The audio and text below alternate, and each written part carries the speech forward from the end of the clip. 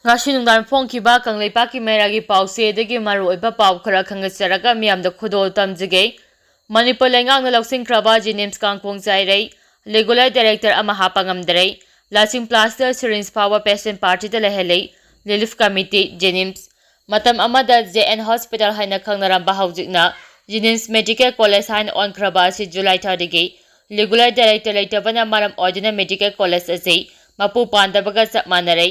Society amana chalairamba Jinims asi lising aniga subna kongomdoigi December amadagi Manipur lengaki health department na lausingkraba matungda medical college asida asuki mati ahomba lakle haina relief committee Jinims Porompat Ifal East ki chairman Thuding Jambon Kurai amari campaigner Karam Secretary anine khoyak piduna thadorapa chero aman hairi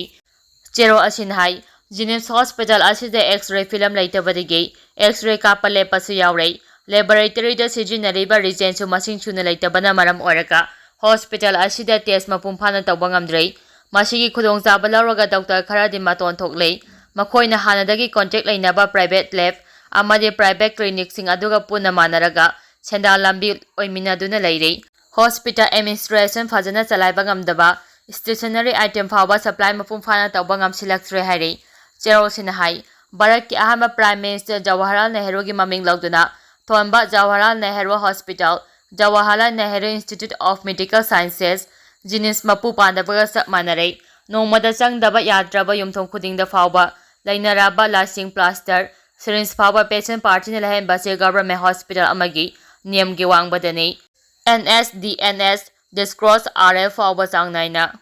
Hospital asida patient singda phangambangamdaba haibasi, yamna ikainingay ni, Hospital amada khudaki oiba fast aid pi bangamdraba amadi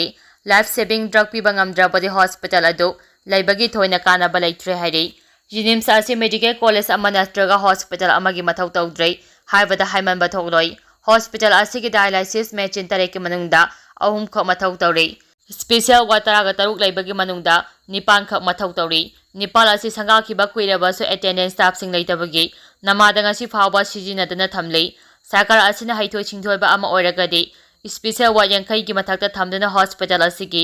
azoba income ama halbak kayabani masigi ona taina bada private hospital kharada campus achi chai kuncha list pithoktuna leiri matam amada covid mamangda covid ICU nifuga manga leramba adu chai ani da maudraga manga hingatpa ngamba record lei aduga MBBS sit chama adu chai ani gi manungda sit chama yankai da hingatpa gi record lei amamda PG gi sit nifuga manga adu so sit Maudrada hengapa ngamba Jinims asi haujiti yenglu hiram khudimakta loina sothare hairi chero achin hai North East ke amata ngareba medical college ni haiduna yamna chokthokchariba rims phawbana tawbangamdriba kidney transfer asi puna Jinims supnatangi lupa la ama natraga la ani khakna sel ichangchangdana mio yankhai ga tare operation mai pakna tawbangamkhrabani aduba hospital asi ge regular director leitaba maramna Jinims ke oiba chakho thorangi thaba amada Hekta panba ama haujikti oire hospital asi mapu pandrei maningrom da asum halapagam taurei lebaki asuk chawba irang leiringai marak asida asumna hospital amagi makok thongba pham amabo lahendaba asidi lamdam asigi yamkhraba praja miyam da phongna singnabani karigomba irang asi amuk kangkhalaktuna aso apan yawaklabadi Jinims da pukhalakpa miyoy kya kanbangam dabana maram oraga Jinims ki staff sing amadi lenga asida miyam onsilakpa haibasi masana tabani Hospital asi hanagumna chalairamba ngamnaba regular director ama hapiduna mapum phana chalaiba ngamnaba ngasigi paliba sarkar asina simbiyo natrabadi masina maram oraga private layengba ngamjadaba kayana sarkar asida onsilakna achawa irang ama hauraklo heningai leiti hairi Jiribam da chingninkhai bada yum ama nansingki badagi sahi 10 da ngai ribi nipi macha ama sirei mari soklei ngarang ahing Jiribam district ki mapham ayambada akamba maungda nonglepna chubadagi chingninkhai laktuna chingjepta Sabayum amanan singkibadagi miyoi amasirei, miyoi marina sokpadagi hospital laikanari, laibak thiba thawdo asinga se nungalamdai pung ahmakairom taba aduwaida, Jiribam police station dagi kharomda kilometer 9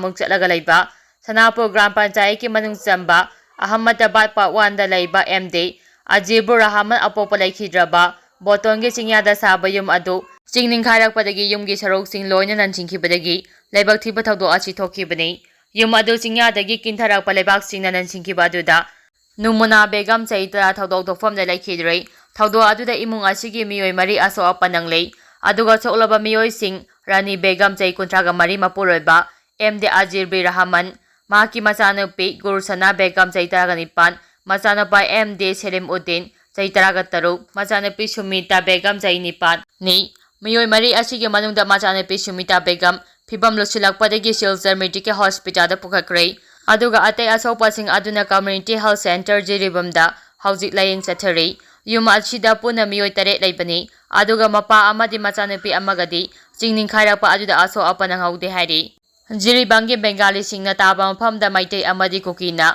khut thoknarabadi chap chaba action lakhotkani organization Jiribam district ki bengali singna tariba mapham singda meetei amadi kuki singna makha tana khut thoknaraklabadi maduda cheneriba singi mathakta chap chaba action lakhotkani haina all Jiribam Muslim Society amasung all Jiribam Socio-Economics and Cultural Organization na phongdorakli lup ani achige secretary ni khoyok pidon thadorok pachero amanhai Meetei amadi kuki forum ani ki marakta thokliba lana se bengali community na yamna haksina lawi haukiba matam khara asida Jiribam da bengali singna namna taba mapham sing haibade lalpani Samparnagar Rasipur Bali Jurani na chingba mapham singda khut thongnabagi thawdo ngaihak laitena thokli maduna maram oraga mapham sing aduda lairiba nupi angangsing mipaina ba poknabana maram oraga laiba fawba kinare hari chero sinhai tha asigi ani gi numidangda su lalpani de laiba Sano Hakauba Miu Amagi Mayumda Bong Kapsilaki, Adobo Bom Ado Pakai Haudavana Aso Apanya Okide, Asigoma Taudo Asi Matung the Amuhanata Wigano,